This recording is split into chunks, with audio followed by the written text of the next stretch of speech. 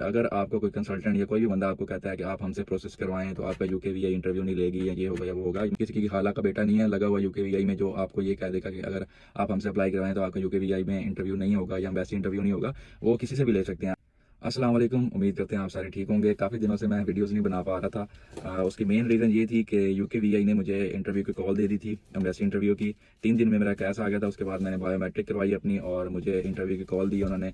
Last Friday को मुझे mail आई थी कि आपका इंटरव्यू होगा मंडे वाले दिन, तो मैंने इंटरव्यू की तैयारी की है और मंडे को टेस्ट दिया है, इंटरव्यू दिया है। बहुत अच्छा मेरा इंटरव्यू हो गया था और अभी तक कोई रिस्पॉन्स नहीं आया और रिस्पॉन्स के वेट में है। और काफ़ी दिन से मेरा वीडियोस बनाने को भी दिल नहीं कर रहा था क्योंकि मैं काफ़ी डिसहार्ड था और यहाँ फिर टेंशन में था कि अब पता नहीं क्या होगा मेरे साथ, ये क्या नहीं होगा। तो अब जो है यूकेवीआई ने इंटरव्यू कंडक्ट किया था मेरा मंडे को। अब 4 दिन हो चुके हैं, अभी कोई मेल रिसीव नहीं हुई, देखते हैं क्या बनता है। और मैं आपको ये चीज़ बताना चाहता हूँ कि अगर आपको कोई कंसल्टेंट या कोई भी बंदा आपको कहता है कि आप हमसे प्रोसेस करवाएं तो आपका यूकेवीआई इंटरव्यू नहीं लेगी या ये होगा या वो होगा, मैं आपको बताना चाहता हूँ कि यूकेवीआई जो है वो किसी की खाला का बेटा नहीं है लगा हुआ यूकेवीआई में जो आपको ये कह देगा कि अगर आप हमसे अप्लाई करवाएं तो आपका यूकेवीआई में इंटरव्यू नहीं होगा या वैसे इंटरव्यू नहीं होगा, वो किसी से भी ले सकते हैं। अगर आपने पीटीए किया तो भी आपका एम्बेसी इंटरव्यू आ सकता है, अगर आपने स्टेटमेंट पुरानी है आपकी तो भी आपका आ सकता है।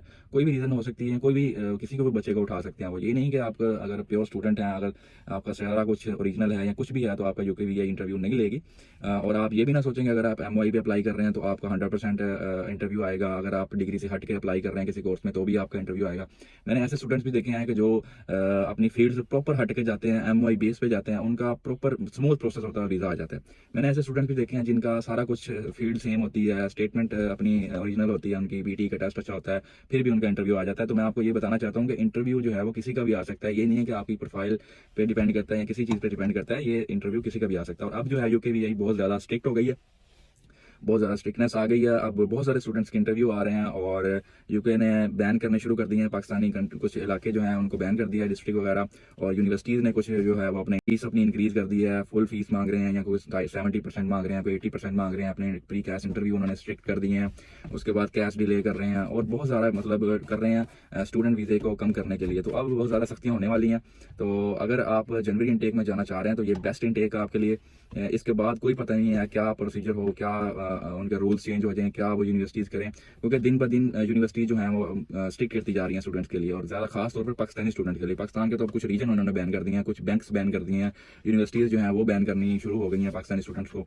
तो ये बहुत ज़्यादा काम खराब होता जा रहा है। पहले तो होता था कि यूके के वीज़े इजीली लग जाते थे, लेकिन अब ये मामला सख्ती की तरफ जा रहा है। तो आपसे रिक्वेस्ट है कि जिन्होंने अप्लाई नहीं किया जनवरी इनटेक में, ये इनटेक उनके लिए बेस्ट है। अपना वेट ना करें किसी चीज़ का, आप इसी इनटेक में अप्लाई करें और बाद में क्या पता क्या बने, रब जानता है। प्लीज़ आप कोई भी इन्फॉर्मेशन चाहते हैं तो आप मुझे फॉलो भी कर सकते हैं और पूछ भी सकते हैं डीएम में या कमेंट में।